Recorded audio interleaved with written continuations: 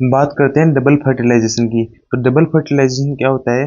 Double fertilisation होता है कि पोलन ट्यूब होती है, पोलन ट्यूब में जो साइटोप्लाज्म होता है, पोलन ट्यूब का जो साइटोप्लाज्म होता है उसमें दो तो मेल गेमेट होते हैं और एक होता है वेजिटेटिव न्यूक्लियस। दो मेल गेमेट हो गए, एक वेजिटेटिव न्यूक्लियस हो गया। तो एक मेल गेमेट तो एक सेल के साथ में फ्यूज होता है और फॉर्मेशन करता है डिप्लॉइड जाइगोट का। डिप्लॉइड जाइगोट का फॉर्मेशन करता है। इस प्रोसेस को तो बोलते हैं सिनगेमी। और जो दूसरा मेल गेमेट होता है वो पोलर न्यूक्लियाई के साथ फ्यूज होता है और triploid 3n primary endosperm nucleus का फॉर्मेशन करता है। इस प्रोसेस को बोलते हैं ट्रिपल फ्यूजन।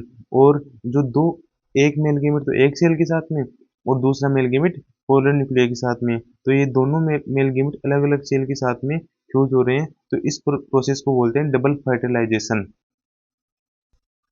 अब एनसीईआरटी में डबल फर्टिलाइजेशन का ये डायग्राम गिवन है। इसमें एक दो मेल गेमेट हैं, एक वेजिटेटिव न्यूक्लियस है। तो ये सिनर्जिड सेल हैं। दो सिनर्जिड सेल के पास में एक न्यूक्लियस प्रेजेंट है, एक सेल के ऊपर एक न्यूक्लियस प्रेजेंट है।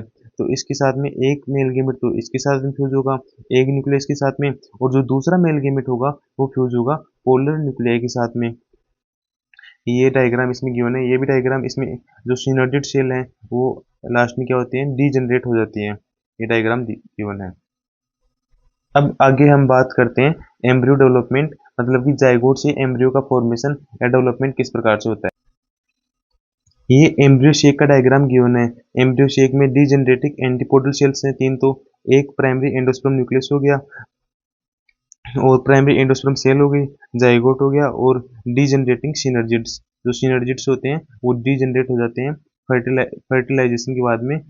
और उसके बाद में जैसे कि ये जाइगोट हो गया, जाइगोट का आगे, जाइगोट में आगे क्लीवेज होता है।